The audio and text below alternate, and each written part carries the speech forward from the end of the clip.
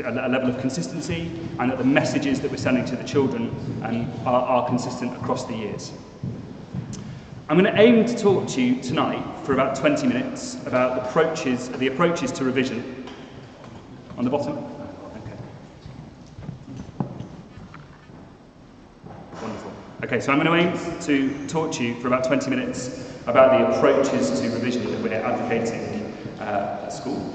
After this, Olivia will then speak with you regarding how you might support your sons and daughters to take care of themselves during a potentially stressful time. The reasons for speaking with you now are twofold. So first of all, the Fifths, as I'm sure you're aware, the Fifths have trials just after half term. Also, upper sixth pupils, whether they do the IB or A-level, will have trials just after Christmas. I think it's also really important to say at this moment that we've actually just taken in some information about the children in exam years, so the children in Fifths and upper sixth. And one of the really significant trends that came through the data that we took in from all of the different teachers across the school is that actually it's felt that the children in those 2 year groups don't really understand how to consolidate their learning outside of lessons. So Olivia and I are going to talk to the Fifths about how they might do that. We're going to talk to them in very similar terms to the way that we're going to talk to you this evening. You're more than welcome to do so. As I said, there is an element of repetition, perhaps from last year and from a couple of years ago, but hopefully there'll be some slightly different stories, slightly different anecdotes that may make your visit this evening worthwhile. So, much of what I talk about this evening will be underpinned by cognitive science. I think it's really, really important to disclose that I'm not a cognitive scientist, I'm a teacher. And therefore, I'm interested in the applications of cognitive science rather than science as a discipline. Cognitive science, I think it's fair to say, is relatively young science. And our understanding of how the brain and how memory works is having a profound impact on the way that we support our children with their learning. The first thing I'm going to ask you to do, though, is a little bit interactive. So I'm going to put some letters on the projector up here, and I want you to read them and try and memorise them in 10 seconds. Okay, you ready? Off you go.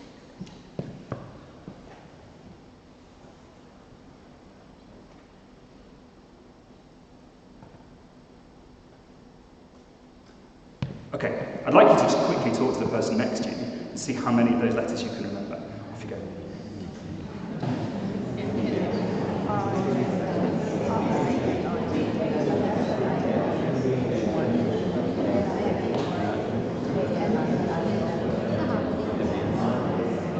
Okay, I'm going to ask you to pause. So these are the letters. Have a think how many you got. Anybody get all of them? Anybody get fewer than 5? Okay.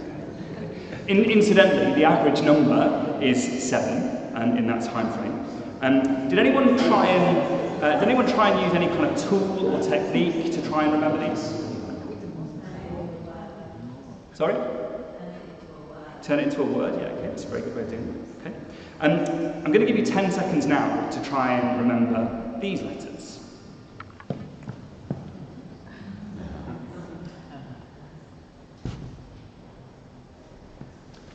Okay, so turn to the person next to you. How many of those letters did you remember?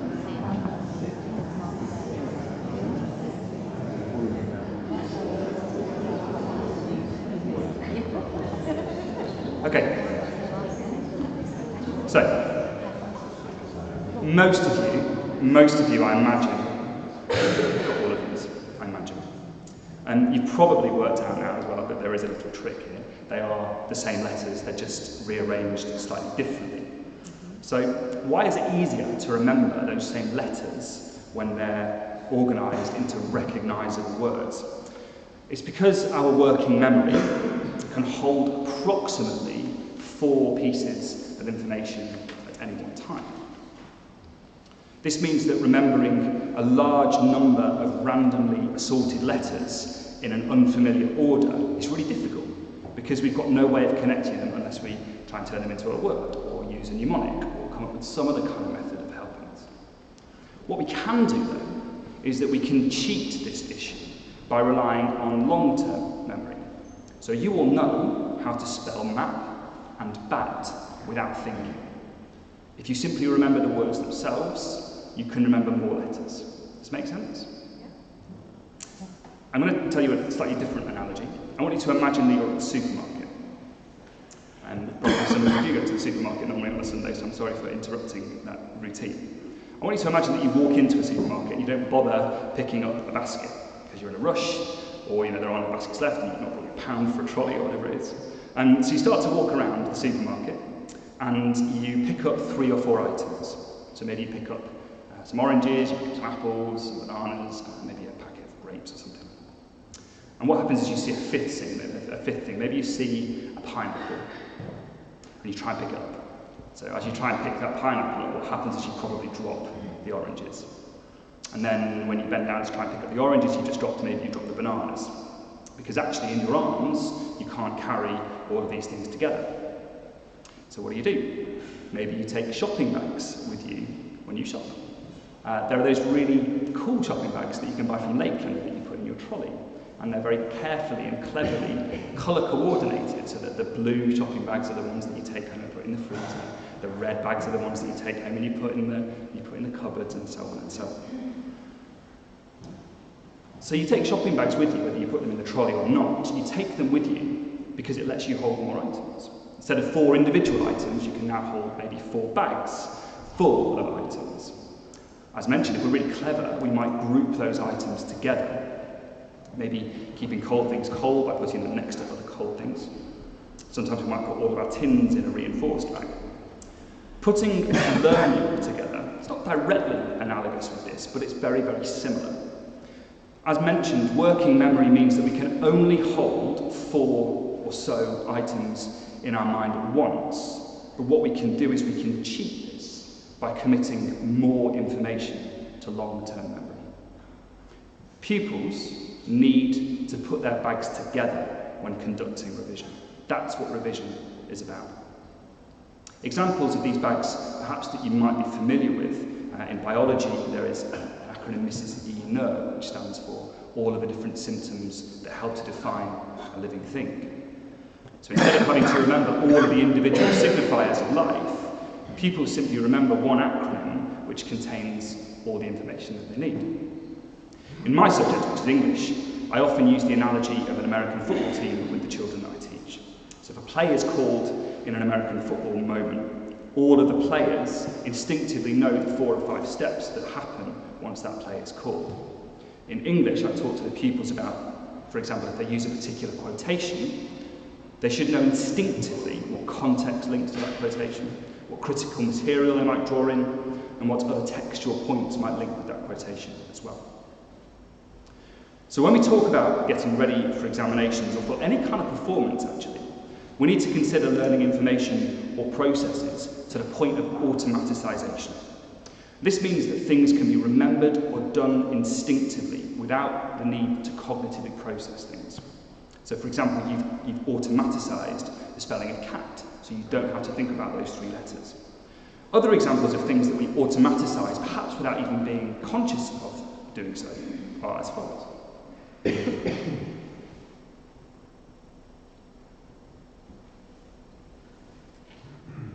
That top one's really interesting. There's a lot of talk at the moment, or over the last couple of years certainly, about how children who are schooled in Singapore or in certain provinces in China are significantly outperforming pupils from other parts of the world in mathematics. And there is no magic reason for this. The Singaporean children are not naturally better at mathematics. The curriculum is not naturally aligned in such a way as to push them in a certain way. They spend a significantly longer period of time learning times tables to the point of automaticization, which means that when they come to do more complicated maths, instead of having to remember what 8 times 8 is, the pupils know that instinctively, so they can concentrate on a more complex algebraic function perhaps that they're exploring. Does that make sense? Okay, another example. This is Neymar, for those of you who don't know. He's passing to a teammate. This is called a no-look pass. So this is Neymar passing the ball without looking either at the ball or where he's playing it. He's automaticized the process of passing so very well that he can do it without thinking or engaging cognitively in that process. How's he done this?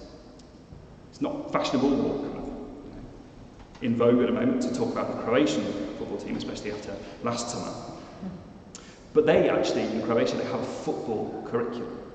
One of the guiding principles of the Croatian national football curriculum states the following: given the accuracy and speed that is necessary in all aspects of football at a top level, much of the player's performance happens subconsciously. Therefore, it is necessary to facilitate the highest possible number of quality automatisms through the appropriate exercises.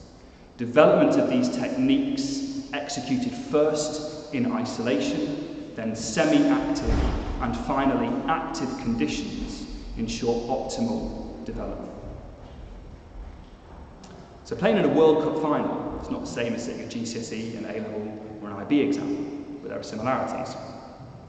What we need to do as teachers, and what you need to do as parents, is to help the pupils to automaticize as much as possible before an examination, which then allows them to free up their working memory, which enables them in turn to concentrate on what they're writing and how they're responding to the question in front of them. The difficulty, of course, is in helping them to do this. They're very reluctant, pupils, to learn and to practice and to practice. Perhaps it's helpful to start with a list of things that don't work.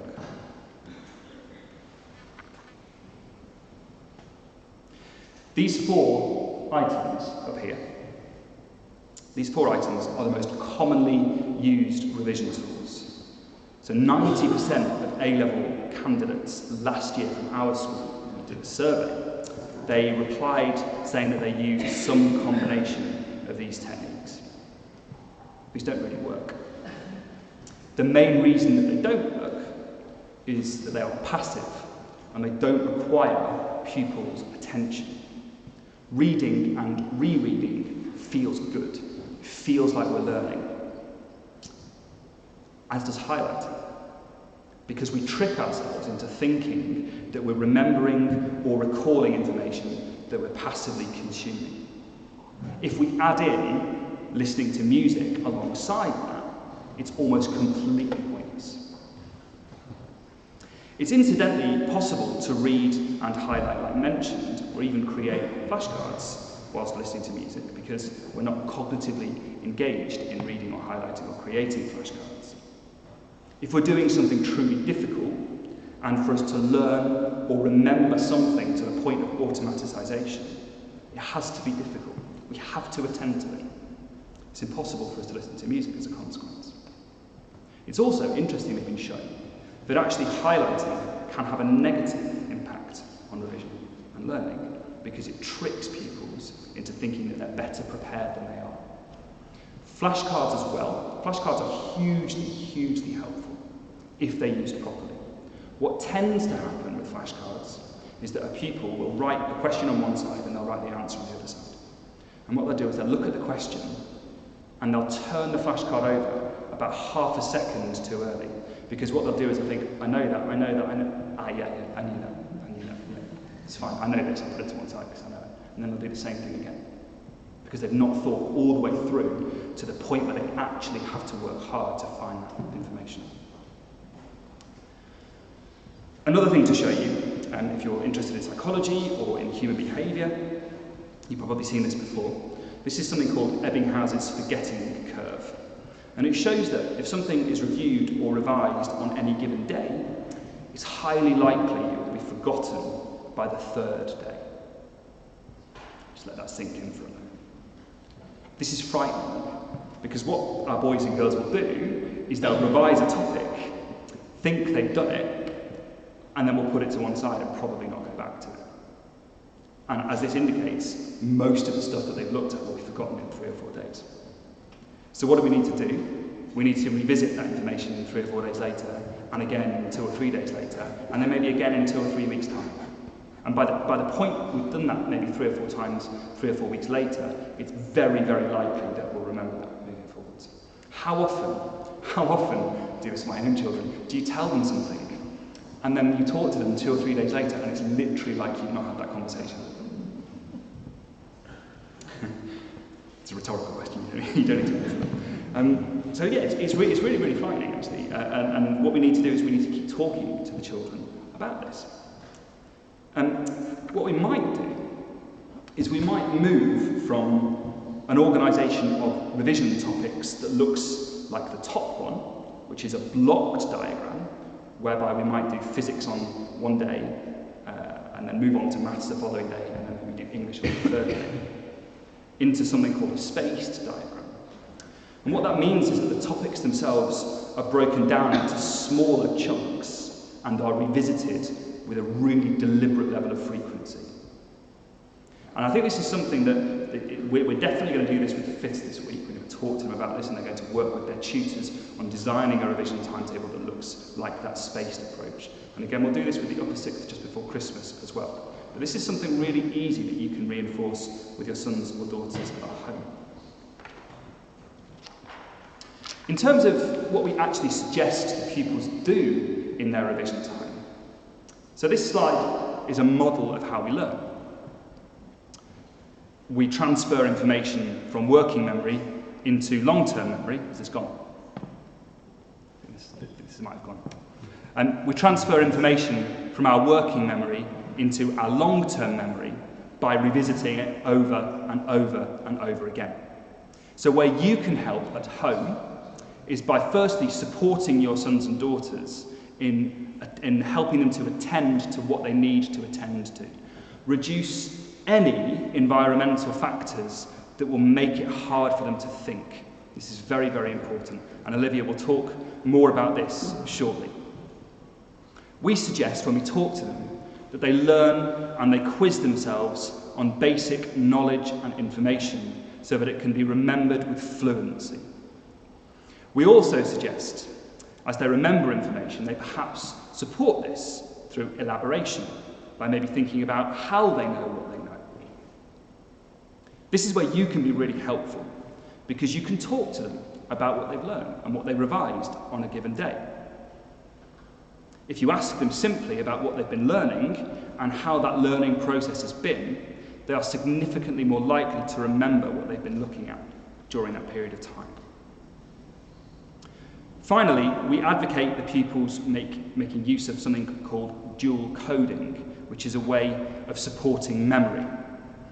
This means that when they learn things, they attach key information or ideas to image. The way this works is it helps them to transfer episodic memory, so a memory that's tied to an image, into semantic memory. And what this means is that to start with, the pupils will remember key information because they will remember the image that triggered the information. Over time, they drop the need to remember the image first. Think about your key memories from your life. How often are they connected to an image first, or indeed another sensory trigger? You probably remember the stuff about automatisation from earlier because you remember the picture of Neymar. And then that will trigger the stuff that I talked about. Maybe you'll remember the Croatian national football team. You can support your sons and daughters with this as well, because you can help them to find images that can act as those trigger points. I'm going to finish with one last story. And apologies if you've heard this story before, it's a good one. A way of understanding the importance of organising content could be explained as follows. So my parents live in a house in the north of England, and they've got a garage, a big double garage next to their house. My dad retired from work about 6 months ago, and since he retired, my parents have established perhaps slightly unenlightened views on the roles of men and women in the household. So my mum takes care of the house, she makes sure it's tidy and neat and everything's in the right places. My dad looks after the garage. They have a utility room, which is a bit like Belgium, and when my mum wants anything to be transferred from the house into the garage, she puts it into the utility room. When this arrangement started just 6 months ago, she just put a few items in the utility room. Once she realised that my dad was very good at removing items from the house and putting them into the garage, she started putting more and more items into the utility room for him to remove. She used to phone me and tell me how delighted she was with the neatness of the house. My dad's primary role in that arrangement was one that prioritised removing items from the house, putting them in the garage. He was brilliant at it. Really brilliant. Then one day in the summer, my mum said to him, "Can you go and get something from the garage for me?" He disappeared for a bit and came back slightly despondent. Because it turned out my dad hadn't put any thought at all into how he'd been organising the items in the garage. Probably, if he'd been really thoughtful and clever, sorry Dad, he should have put shelves in the garage. And maybe he should have labelled those shelves. And maybe he should have put items that were similar next to each other. Because then, whenever he needed to find something specific, he'd look for the labels or he'd look for the groups of items. See where I'm going with this? It's a slightly crude analogy, admittedly, but if we see my mum here as the exam board and as the curriculum content, as the stuff that the children need to learn, my dad is the hapless pupil revising, so focused on getting the information into the garage or into the brain that he doesn't think about how he's going to find it when he needs it. So what you can be doing and what we can be doing at school is we can be asking the pupils as frequently as possible to find things in the garage of their mind. This will help them to organise the content better, because maybe they'll discover that actually it took them too long to find this one thing, so they need to put it somewhere else, because it might be quicker next time. A summary of the main techniques as mentioned that the pupils can use to revise is contained in this leaflet. So it's laid out here, and you can see this is what the information looks like. The leaflet, incidentally, is deliberately designed to make use of dual coding, so you can see that all of the content is connected to an image. There are also concrete examples of the techniques, which again is a very helpful method for revising. And again, there is elaboration of these techniques as well. So this is an example of the techniques being used in practice. You might have noticed as well that I've been using image to support my points, and I've been explaining principles, which are often difficult to understand, using examples and analogies, stories. This is by far the best way to learn. So hopefully, I've taught you something new and interesting, and you will be able to use this information to support your sons and daughters over the coming weeks and months. I'm now going to hand over to Olivia, who will speak about the wider support networks that you might put in place at home.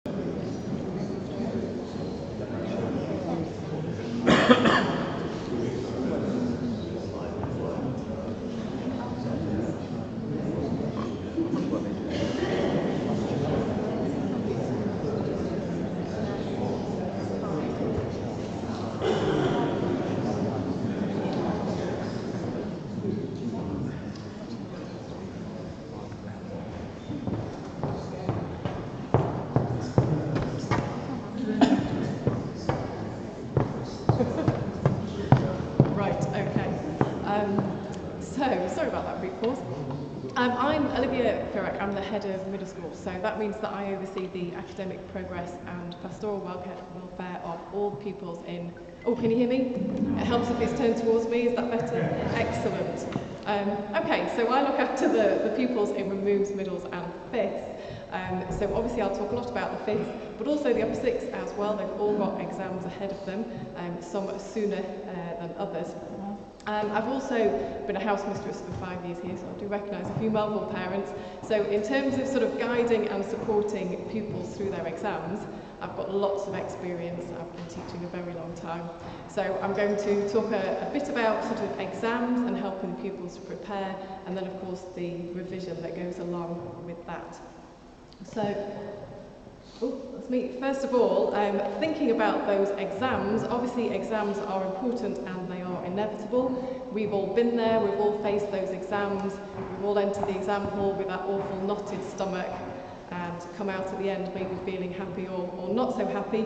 So we can't avoid exams and we can't avoid the exams for the pupils, for your children, but there's lots we can do to help support them and make them feel like they're prepared rather than feeling overwhelmed about it all. So in terms of exam pressure and putting things into perspective, yes, exams are important, but they're not the only thing that matters. We do want them to take their exams seriously, but of course it's all about the pupils, as learners, and thinking about the universities that they may apply to or the employers that may interview them. Of course it's about the people themselves, about the pupils' personalities and their talents and their skills. So our job is also to help them develop those skills, whether it's communicating their ideas, working in a team, showing leadership skills. All of those things are equally important. So of course we want them to take exams seriously, but that's just part of the person that they will become when they leave Haileybury. In terms of expectations, the pupils set themselves very high expectations, and they may worry about the fact that they might feel they let you down or they let us down if they don't achieve their best, but actually a lot of it is down to the pupils and the pressure they put on themselves. They're very good at comparing themselves to their peers, but they're also very good at supporting each other as well. So if I think about my time in Haileybury, in Melville actually as a house mistress, if I think about the last 5th year group that I had, who were now in the upper 6th, they were really good at supporting each other. They were a fantastic year group, and they supported each other through the revision period and their exam time. And yes, they would wind each other up a little bit because they all got a little bit anxious. So again, our job is to get the right balance between a little bit of stress and a little bit of adrenaline, but also being realistic and supporting each other. I would say though, to encourage them not to compare themselves to their peers or to their siblings particularly. We're interested in the pupils as individuals and helping them to achieve their very best, not comparing themselves to those around them. So thinking about the exams themselves, of course your children will come out of lots of exams feeling very happy and upbeat, hopefully, and some exams they'll come out feeling very stressed indeed. And of course we just need to support them at that time, but I would say avoid talking about that exam in too much detail. I know as a biology teacher, I often have pupils who will come running in straight after the exam and say, what did I have to do for question 5A? And I say, well, I've no idea about 5A because I haven't seen the paper. But even if I have seen the paper, I pretend I haven't because I don't want to talk to them about the questions on the paper. There's no point because that exam is over and they need to move on. So I think we give them a little bit of time to let out all of that stress and anxiety, but then we encourage them to move on to the next exam. So thinking about exams and preparation, obviously we're thinking about the revision that Stephen's been talking about. And in terms of the practical side of things, we need the pupils to be organised. We would love them all, I'm sure, to have a bedroom that looks like the picture at the top, where there's lots of space and it's all tidy and they've got a really nice area to work in. Of course, the reality is a lot of the teenagers have rooms like the picture at the bottom. And I can speak from experience in the boarding house, but I can also say that we do our best to encourage the pupils to have tidy areas and tidy rooms, because obviously if it's messy and cluttered, they're not going to be able to revise effectively. So we need to encourage them to have a nice space to work in, even if the rest of the room's a bit messy. We get them to clear their desks, get everything organised in their folders, and so on. And associated with that is we hope that they don't have their phones and their laptops and everything else on their desks. I'm sure you're aware we've got our new phone policy this year, which is working very well indeed, and some pupils have even said to me that they're really enjoying not having their phones with them, that they've got that distraction taken away, or at least they're the pupils in the middle school. The sixth form obviously still have that responsibility of having their phones with them. But I would say if your children are working at home, move all of those distractions out of the way. I include music in that, so children often say that they can study with music. I'm not convinced myself. I think peace and quiet is the best environment for studying. And actually, if you can separate the spaces where they work and relax, I think that works well too. In terms of revision timetables, Stephen mentioned that the fifths are going to work on that this coming week, because obviously the fifths mock exams are very much on the horizon. So straight after the half-term holiday, we've got 2 weeks of the mock exams. And then for the upper sixth, that will be in the spring term. So we do work with them on their revision timetables, and we ask them to be realistic. No pupil should be sitting there working 10 hours a day. That just doesn't happen. And we ask them to set realistic targets. So just like SMART targets can be applied to all manner of things, it's also applicable to revision, I think, that they have something they can tick off and they feel good as they tick it off and know that they're achieving as they go along. In terms of the revision time, that needs to be realistic. We don't need pupils to sit there for hours and hours on end. And just like our lesson time now of 40 minutes, that's about maximum really. We always say to the pupils 30 to 40 minutes is enough, and then it's important to actually stand up, move away from your desk, have a cup of tea, take a break, whatever it is, but obviously not sitting there for hours and hours on end. And along with that, we don't want the pupils to stay up very late at night. They try to, particularly the upper sixth. They will stay up as late as they can if they can get away with it, or some of them, believe it or not, get up very early in the morning to start their revision. We all know the importance of sleep, and that's for any age of pupil. We want them to get a good night's sleep.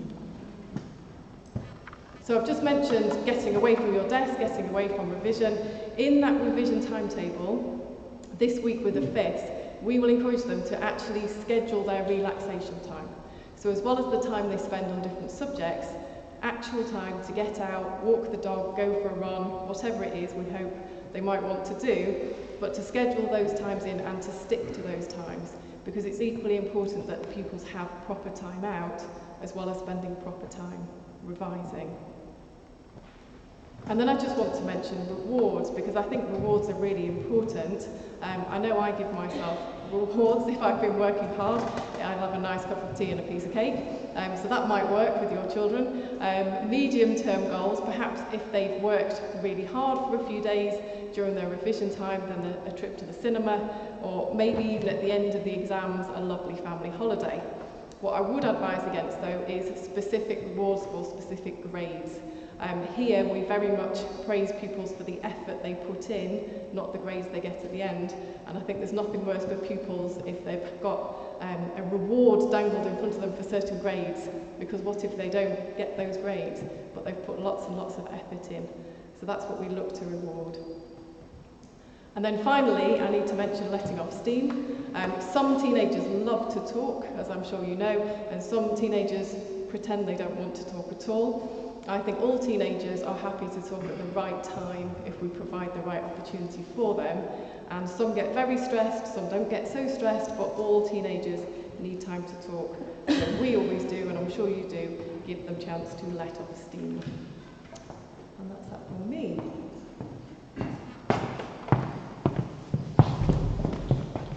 Thank you, Olivia. I should just say really quickly, I think the live stream didn't work for the first kind of 20 minutes or so. This is all recorded though and can be accessed at any point through the school's YouTube channel. So if you want to watch this back, or encourage your son or daughters to watch this back, then that's how you might find it. And we're going to pause and have a few minutes of questions now. So if there's anything that you've been thinking about that you want to ask for more clarification over, or if you want us to go through anything again, or explain anything in a bit more detail, now is an opportunity to do that. If you want to hold back at the end and talk to us one-to-one, then that's absolutely fine as well. But if there are any questions, or if there's anything anybody wants to ask about, now is the time. Hello. I'm sure parents, so apologies. In terms of the study leave, children, if they remain at school, are they given some sort of structure for their day in terms of studying during certain periods and something like that? Or are they organising that themselves? So that's a really good question. Just to kind of clarify a couple of things. So we offer 3 different exam series, and the situation for the 3 different series is actually slightly different. So for the children who do the IB, their schooling goes straight up to the first exam. And that's because the exams are quite early. It's the best way of preparing them and running them into the exams. The IB pupils, as you may know, have a relatively kind of timetable week anyway, so they're in a lot of lessons, and actually in terms of their course structures, it's a really good run-in for them. Similar kind of logic can be applied to the GCSE pupils as well. So the starting principle with GCSE pupils is that we like them to be in school for as much as possible, until as late as possible, until the exams start to get going. And once the exams get going, the pupils are, of course, they're welcome to be in school. Their normal lessons will still run as timetabled, but they'll stop being lessons and they'll start being drop-in sessions. So the pupils could continue to follow their timetable on a day-to-day basis during the exam period and just go to the classrooms and find their teachers there and work with their teachers on specific material. They could choose to revise in the library, they could choose to revise in the house, they could stay at home for a little bit and come in. Where official study leave hasn't started, we let pupils take the afternoon before a morning exam off and the morning before an afternoon exam off. I think it's really important to say though that we are flexible, that we understand that each child is an individual and each child will need a slightly different setup and a slightly different run into the exams, and that we seek to treat them as individuals and understand what's going to be best for them. Our starting point though is that we believe the best place for them is to be here most of the time. Does that help? Any other questions? Yeah, can I ask something to you? You mentioned about working in 30-minute stints and then having a break. Yeah. For fits, in half term, for example, how many hours per day would you be saying that they should be working? So rather than the number of hours, I'd say splitting the day up. We recommend that the pupils do it in a similar way to the school day. So the timetable they'll get this week to fill in with their tutors will have 3 slots, then just like the half, a break in the morning, a couple of slots, lunch, 3. So it's like the 8 lesson slots during the day. They might not fill all of those 8 slots. They might just work in the morning and take the afternoon off. But in terms of structuring it, if you agree, I recommend that the pupils try to follow that school day routine, because that's what they're used to, so they should be able to stick to it, if that makes sense. Do they get Sundays off? Well, exactly, so maybe they have the whole weekend, which they don't normally. But I think that's the case that you work with them, don't you, and work out, okay, what's going to be effective for them, how long can they concentrate for before they need a break. Some of them do like to work in the evenings, in which case, okay, lie in. Children like to have a lie in, don't they? But I think if you can try and follow the school weekly routine, daily routine, that's what they need to do and it works. And I think as well in the summer, their exams, the exam days, for those of you who don't know, the exam days are split into 2. So the first exam in the morning will start at 9 o'clock and the second exam starts after lunch between 1 and 1:30. So actually them getting used to that rhythm of a day of starting doing something cognitively challenging at 9 o'clock in the morning, working for a period of time, having a break and starting again after lunch, actually that's quite a good rhythm and routine for them to get into. Any other questions? Yeah. You mentioned that the assessment, so the results of your exam is going to be different I'm going to do that in a moment. I was hoping to get revision questions out of the way and then deal with the assessment as a separate thing, if that's okay. Okay, there was a question here, sorry. When does that start? Yeah, so that's a really, really good question. The full A-level examination programme hasn't actually been published by the boards yet, and what we're anticipating is that everything will shift forwards a little bit. And for those of you who perhaps don't or aren't aware of this, previous years, part of exam series that featured AS examinations, they're almost completely finished now, AS examinations, very, very few of them happen. And so what's happened over the last couple of years is the A-level exams have inched forward. So we're actually anticipating that they will probably start the week after GCSE exams, and we then need to respond to that with our study leave as well. So we'll probably get them go a week before the exams kick in. Okay? Any other questions? Okay, great.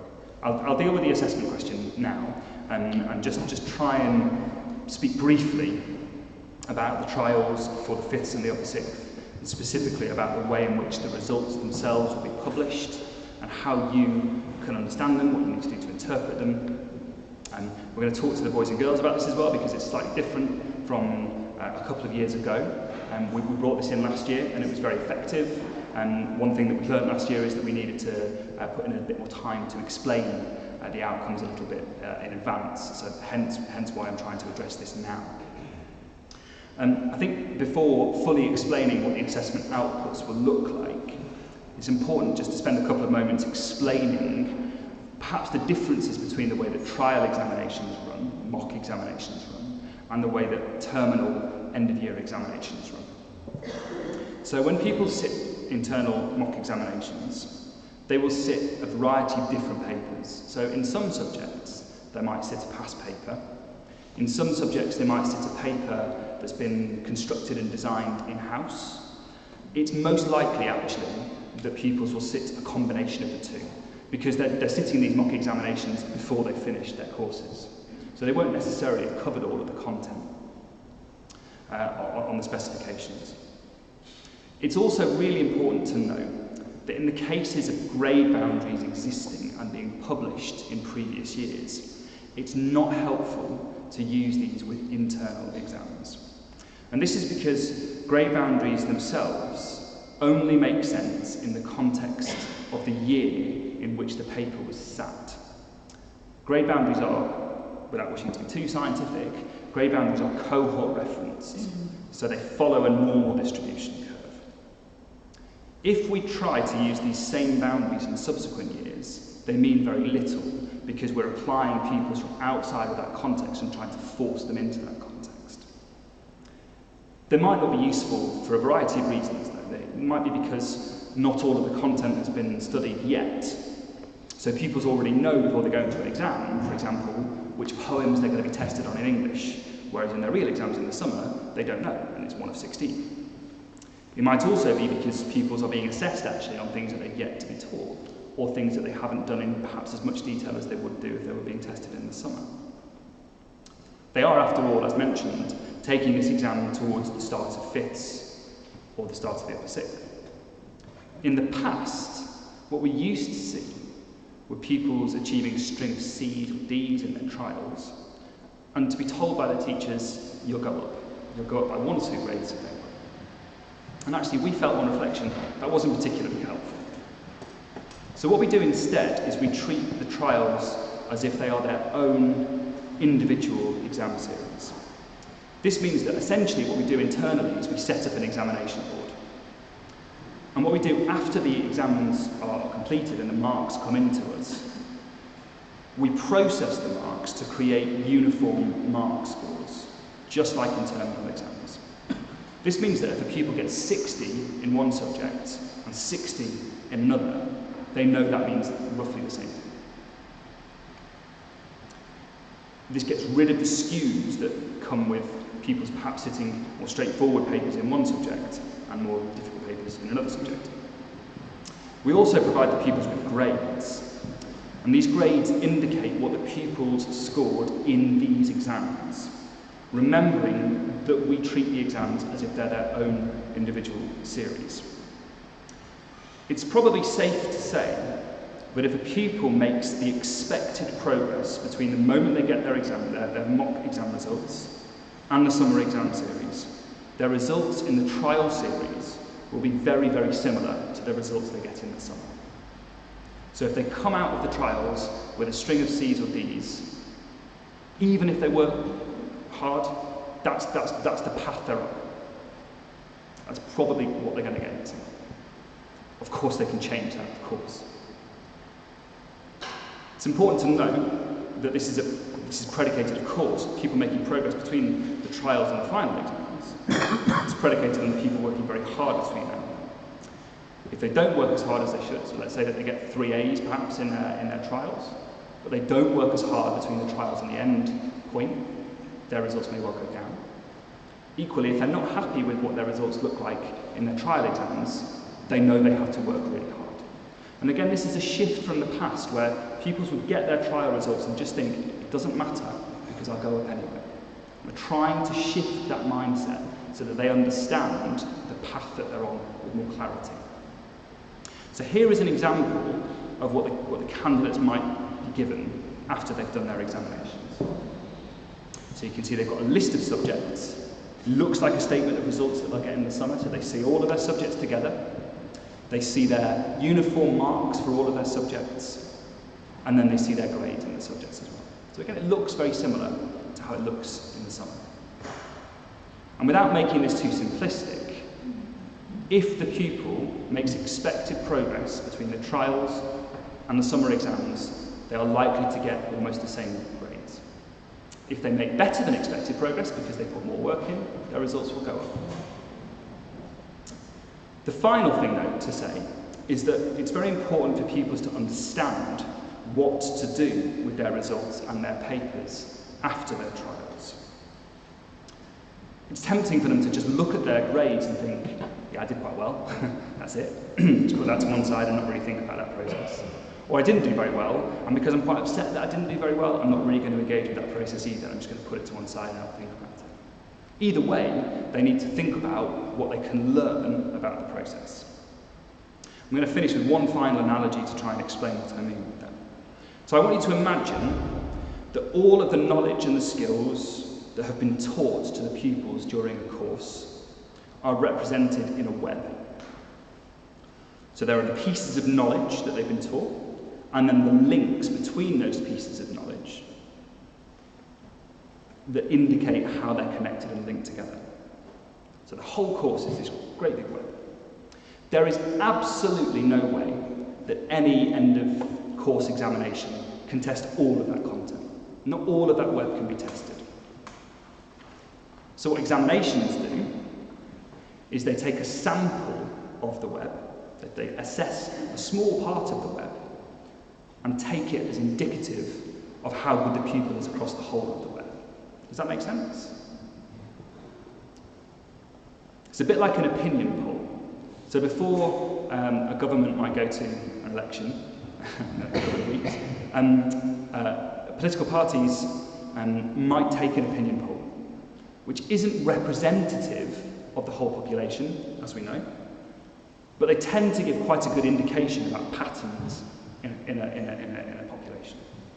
So an assessment, a GCSE, an A-level or an IB, or an internal examination, of course, samples from this web. And what we do as a school is we say, based on how you've performed in this sample, we think this is how you'll perform across the whole thing. So why is this important? Why am I spending this time telling you about this? Well, it shows that we, as teachers and the pupils and the parents, we need to look at the assessment itself. We need to look at the paper. And we need to try and understand what incorrect answers show us about the gaps the pupils have in their knowledge or understanding. Okay, so perhaps a pupil gets question 1C wrong, and what that shows us is that they don't know this concept well enough. What we see pupils do, perhaps far too often, is focus on correcting that answer. So they don't address the learning gap, they address the performance. Does that make sense? And what that doesn't help, really, because it only helps them if they're asked the exact same question again, which is highly unlikely. What this, again, if we take that political poll sample again, take that analogy. Imagine if a political party takes an opinion poll before an election of 1,000 people, and they don't like the results of that poll, so they then aim to correct the 1,000 people that they've sampled to change their minds. That's not going to have any impact on the overall election because they're just focusing on that sample. It's the same kind of thing with an examination. A pupil shouldn't just look to correct the answer. They should think, why did I get that answer wrong? What don't I know? And then go away and learn that thing better. Okay? Does that make sense? Wonderful. So, I think what I'll do with the assessment stuff is if I wait behind, and if you have any specific questions, and you want me to explain anything again in a little bit more detail, I'm more than happy to do so. Olivia is here as well if you want to ask her any questions about the well-being elements. Mr. Hurd is at the back, and he's going to give out the pink pamphlets as you leave, so please do take one of those home with you and spend some time with your son or daughter looking through them. Thank you very much for your time and your attention this evening. I hope it's been helpful, and I hope you feel in a really empowered position now to help your children over the next 6 months or so. Okay, thank you.